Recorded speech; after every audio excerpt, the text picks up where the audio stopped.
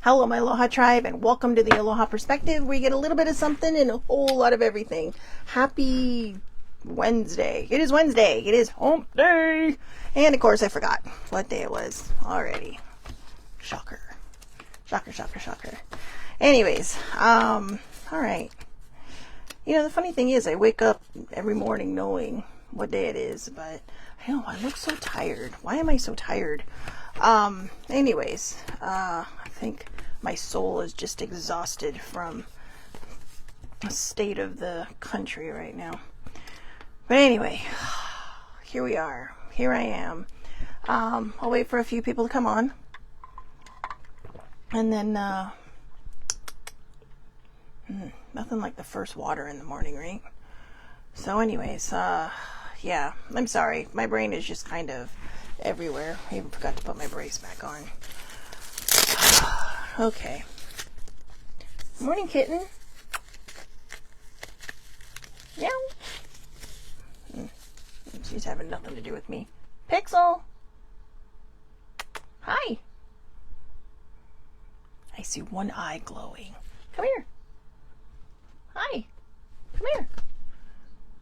Come here. Oh, you don't want to be on the show, huh? Alright, that's okay. Can't really pick you up with this brace anyway. Alright, so anyways. Alright, so, the other day, I was on Facebook. Well, I'm on Facebook every day. But anyways, I was on Facebook, and I saw, this great thing from, I believe it was Jason Katz. So, and yes, Jason Katz. And if you Google him, you gotta Google speaker, because there's a few of them out there. Because I wanted to see, hey, is this true? Because if this is true, this is pretty awesome. That there's a man out there talking about this kind of stuff. And I'm not saying there aren't other men who don't, but I wanted to share this because I thought it was a really good narrative. You know, misogyny in this country seems to be taking a sharp turn back to the bad. And, you know, feels like any progress that we may have done is slowly dissipating. So, anyways, just my opinion. But, my humble opinion. So, anyways, that being said, sorry, I was looking for the cat. That being said, sorry, I didn't realize it disappeared into my shirt. Can you guys hear me now? Ugh, what a hot mess this morning. All the things. There we go. How's that? I just need to take a breath. I really just need, I'm sorry.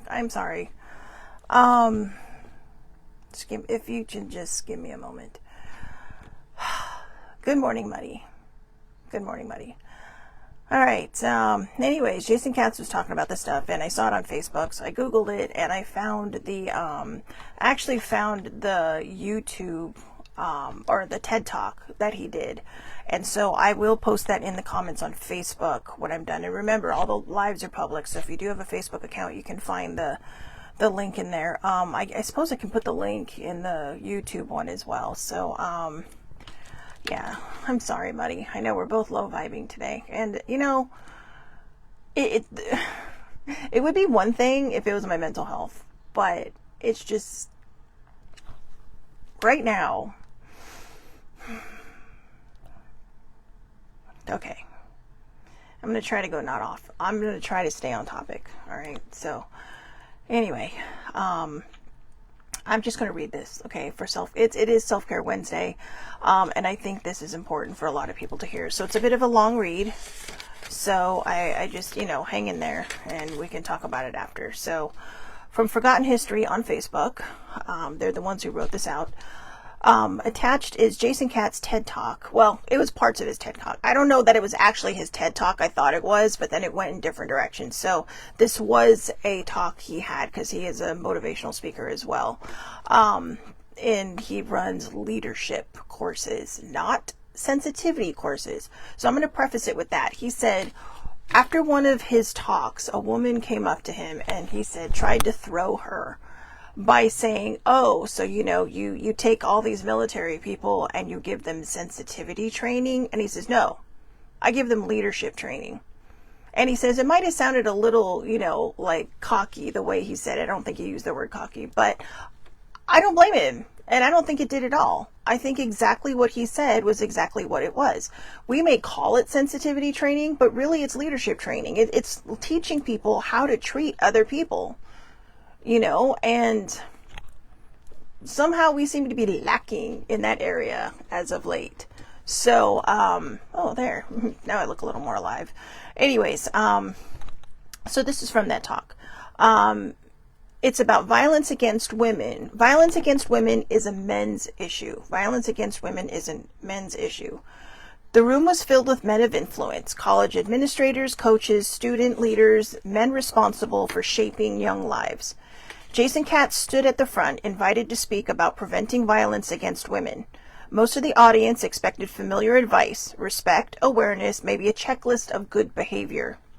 Instead, he asked a question no one expected. Why, he said calmly, do we teach girls how not to get raped instead of teaching boys not to rape? The room went still. Katz didn't stop there. He offered a familiar scenario, a woman assaulted by her partner. Then he repeated the question society always asks. What was she wearing? Was she drinking? Why didn't she leave? Why did she stay? Heads nodded, everyone recognized the script. Then Katz shifted the lens. Why did he do it? What taught him that this was acceptable? Who stayed silent when the warning signs appeared? The silence deepened. The silence was the point. For decades, violence against women had been treated as something women were responsible for avoiding. Self-defense classes, safety tips, curfews, fear disguised as protection. Men were rarely asked to examine their own culture. Katz saw the problem clearly. When we focus on victims' behavior, perpetrators disappear from the conversation. Accountability evaporates. So, in the early 90s, he flipped the model. Instead of treating men as threats or saviors, he treated them as bystanders with power. People embedded in peer groups who could interrupt harm before it escalated. I know, can't always count on my writing. Who could interrupt harm before it escalated. He started, I apologize. Sometimes I think that there's just some bad thing floating around that doesn't want this message to get out because my voice has been fine all day. All right. So he started where culture is forged. Locker rooms, fraternities, military units, places where degrading jokes were dismissed as harmless and silence was expected. Katz taught men to notice the earliest signals of violence, not fists, but language. The joke that dehumanizes, the bragging that objectifies, the laughter that rewards cruelty. Because abuse doesn't begin with assault, it begins with permission. Now, I put in a note here that I believe he's not talking about the victim. Okay, he's talking about the person, the victimizer who thinks that it's his right. All right. So that they learned that this was learned behavior is permission. So, so I'm going to read that last part again. Because abuse doesn't begin with assault, it begins with permission. And most men, Katz discovered, already felt uneasy about it. When asked privately, many admitted they'd witnessed behavior that crossed a line, but speaking up felt dangerous. Social standing mattered. Brotherhood mattered. Being one of the guys mattered. So Katz reframed with courage. Calling out harmful behavior wasn't weakness, it was leadership. The man who interrupts a joke isn't betraying his peers, he's protecting them from becoming something worse. The Mentors in Violence Protection Program spread. Athletes, students, soldiers learned to intervene not violently but socially, to change norms instead of waiting for consequences. Then the culture shifted again. Online spaces amplified resentment communities. This is my brain today. Online spaces amplified. Resentment communities formed around grievances and entitlement. Misogyny found algorithms. Silence grew louder. Sound familiar? This is why this is a hard one for me. Katz watched decades of progress strain under backlash. Still, he stayed. Because culture isn't changed by outrage alone. He's changed by repetition, by modeling, by men refusing to let harm pass unchallenged. His message never became complicated. Violence against women is not a woman's issue. It's a men's issue because men shape the environments where it thrives or dies. And every moment of silence is a choice. The question Katz asked decades ago still hangs in the air, not because it's provocative, but because answering it requires responsibility. Period. So, misogyny has found a new place. It's making a sad comeback, especially in the environment of this country. And it annoys me. And, and of course, when you disagree with someone who has no facts and who is just kind of, spitballing whatever they want to be spitballing because they just have so much anger inside of them, they call you a snowflake. They're like, well, snowflakes are unique and snowflakes are pretty. And, but I don't even know where that came from, right? Because, you can't ski without snow. Plus, snow comes when it's like, what, 30, at freezing point. So snow is pretty badass. All right. Snow can cause black ice, which can cause you to all over the place, right? Snow can be some of the most dangerous shit on the planet. And yet they'll sit there and they call you a snowflake. They'll call you woke. They'll call you a hippie. They'll call you a liberal. And it's like, why all the name calling? Because even though this is a topic today about women, do you notice the shift? Whenever somebody doesn't get their way or whenever somebody can't prove something, they start throwing out the barbs. There's no logic or common sense behind it. Absolutely zero. They just, they don't know what else to do, so they just like, right in your face. And they start shouting at you. And they start saying stupid stuff. Or they start calling you things that are not true. They start calling you names. They start, just kind of raking you over the coals. And you're just sitting there going, what the fuck? Seriously? And this is the same kind of mentality. The same kind of mentality that women have to deal with. Why does a woman have to dress conservatively because a man cannot control himself? Or because his friends will not control him? I'm not saying that we need to be controlled, but there is a level of respect that people deserve. You cannot say a woman was dressed that way, so she had it, she was asking for it. No, she wasn't asking for it. She was just trying to, show off her stuff. And, there are people out there who grew up very conservatively. So, of course, when they go off to college, they're going to try new things. They're going to do new things. That's not saying that you have permission to touch them. Absolutely not. Absolutely not. And in the TED Talk, he goes across the board. He goes into, he even goes into sexual abuse. Okay? I know something about that. I didn't ask for it. I didn't ask for it to happen. I mean, when it started, I was so young, you can't sit there and say, oh, I had it coming. No. That was on that person. That was on that person. It was actually a few people over time. But it's hard being a girl. It's hard being a woman. It's hard being a female.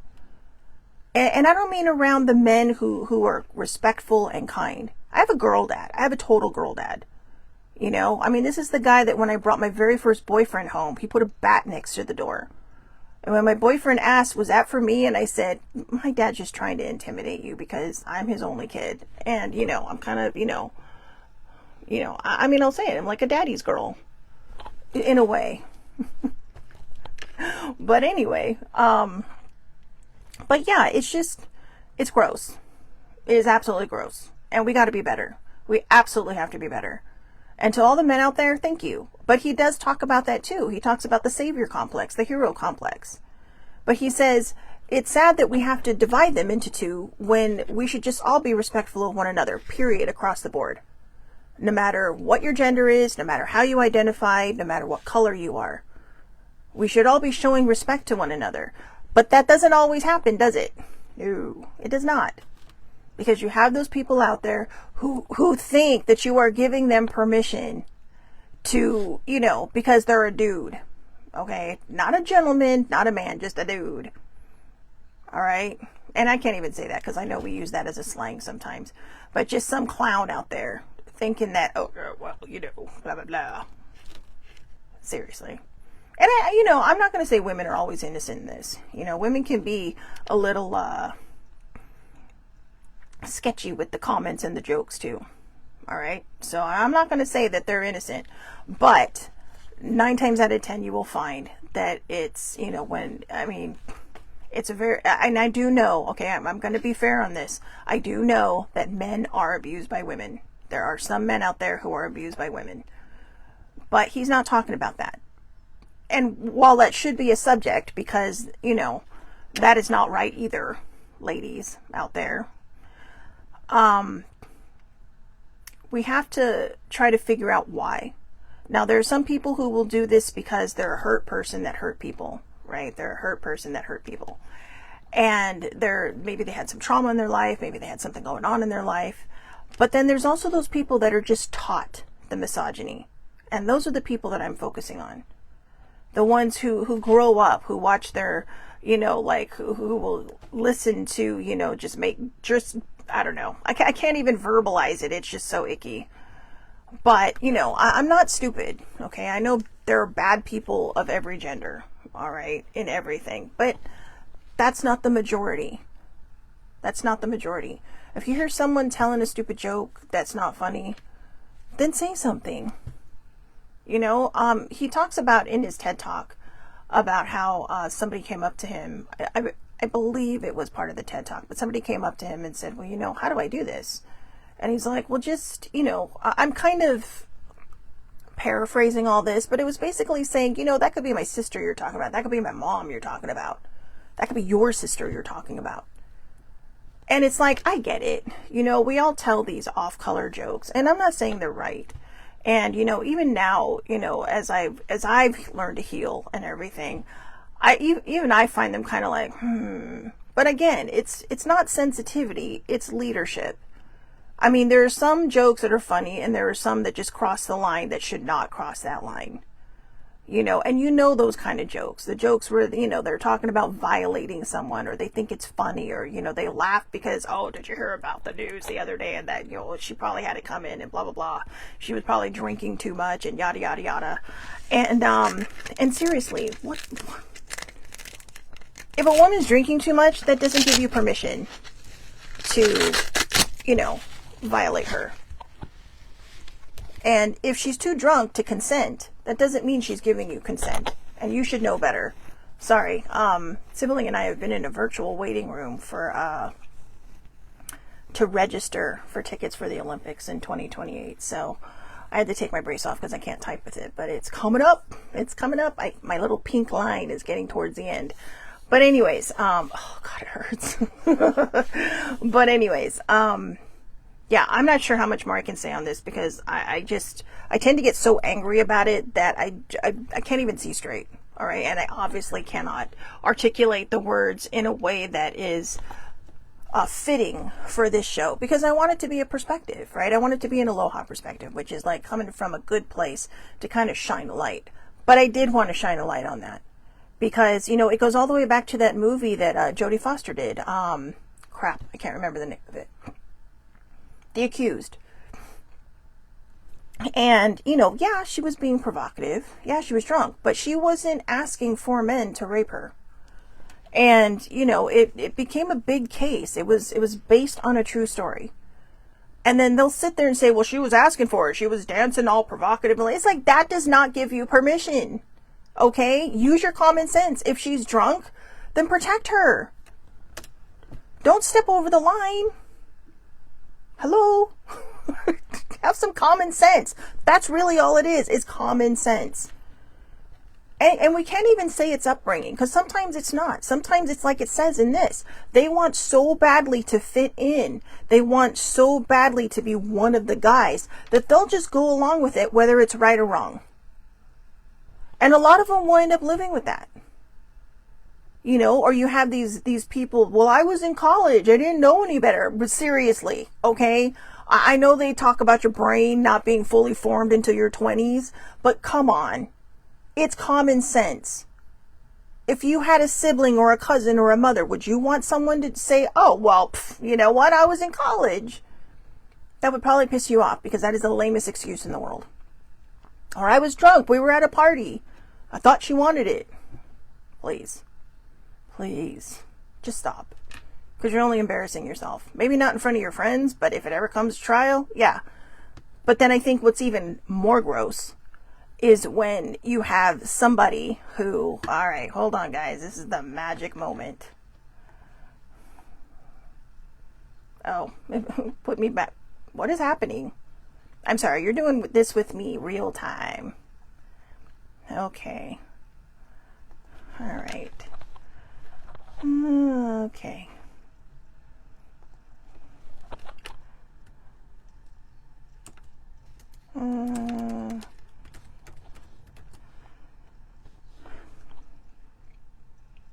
I apologize. Okay, here we go. So anyways, it is, to me, it is a flimsy excuse. It is someone saying, oh, well, oh, great. Now I got to go into my thing. All right. You know what, guys? I'm just going to end this here because I'm trying to do two things at once and you deserve better. But I want to tell you this much. Common sense. Nobody owes you anything. And if you see something bad, speak up. If you hear something bad, speak up. And that goes for everybody across the board. All right. If you hear about a friend who's all the time complaining about how guys treat her, and then she does the same thing to another guy, like, oh, look at the tushy on that one, call her out and say, gee, really? Seriously? So it's okay for you to do it. It's like, no, that's a double standard. We gotta hold all of ourselves to a higher and better standard. We have to hold all of ourselves to something that is more, human. We have to stop dehumanizing one another. We have to stop saying, oh, well, she was drunk, he asked for it. Or, yeah, well, I couldn't resist his butt going by. No, keep your fucking hands to yourself, okay? That's it. Just keep your hands to yourself. You know what I just realized? I matched my TARDIS. I'm sorry. I know, random. So, so anyways, I had to throw some levity in there before I lose my absolute mind. So anyways, keep your hands to yourself. That's all it takes. If you see somebody with bad behavior, don't confront them in a way that they're going to fight you. Just, if you have to, just move in. Okay? Just say to the girl, hey, are you doing okay? Are you doing okay? And if you have a girl with you, bring the girl with you so she feels comfortable. She doesn't think she's going from one situation to another. And the whirling TARDIS. It is. Yay. Thanks, Sammy. I was going to call you a TARDIS. Anyway. And you can do this in all situations. All right. If you see a guy who's not feeling comfortable, just say, hey, how's it going? Good to see you again. Hey, want to join us over here? Okay. There are ways to confront a situation without confronting the actual abuser. And I will call them an abuser. Okay. Or the misogynistic person, whoever they might be. So that's how you do it. All right. So I'm going to put the video into the comments. I'm going to put the link also into YouTube because I think you can, access it from there. But it's a great watch. It's 17 minutes long, but I absolutely think that you should watch it because it is 100% on the mark. And, like I said, it's not easy being a girl. Okay. We get periods, many women have to carry babies, then they have to do a lot of other stuff. And I'm not saying men don't contribute because there's a lot of wonderful, wonderful men in this world. Okay. And unfortunately, it's the icky ones that get all the spotlight because their behavior is just so stupid and amplified. So to all you men out there and all you women out there who are just respectful of human beings and however you identify, who are, just respectful of the human form, of the human being and the soul. Thank you. Thank you. Thank you for being there. And thank you for being human. Okay. So have a great day, everybody. I will come back to you tomorrow. I have something interesting planned if I can figure it out. If not, it's definitely going to be a little bit of a history of the Statue of Liberty, but there might be more. So have a great day. I will see you back here tomorrow, 8:30 a.m. Pacific time, Facebook Live. All lives are public under Shelley Marie Lucas. And you can find me across the social media board, but it all roots back to YouTube. So if you find yourself there, please click and subscribe. And have a wonderful, wonderful day. Thank you for watching. And Muddy, thank you for coming on. Have a great day.